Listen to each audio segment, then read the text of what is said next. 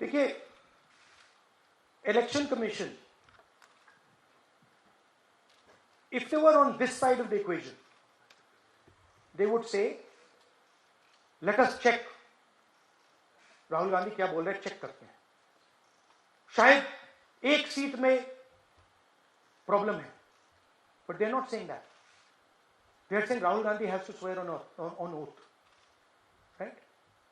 So my point is that ये 25 में हुआ, 50 में हुआ, 100 में हुआ, हमें नहीं मालूम. हमें ये मालूम है 100% कि मॉडल ये है. इस मॉडल को देश में रेप्लिकेट आसानी से किया जा सकता है, बहुत आसानी से. अगर इलेक्शन कमीशन बीजेपी की पूरी मदद कर रहा है, ये 2 मिनट का काम है, ये 5 मिनट भी नहीं लगेंगे. राइट? तो now the ball is in the election commission court.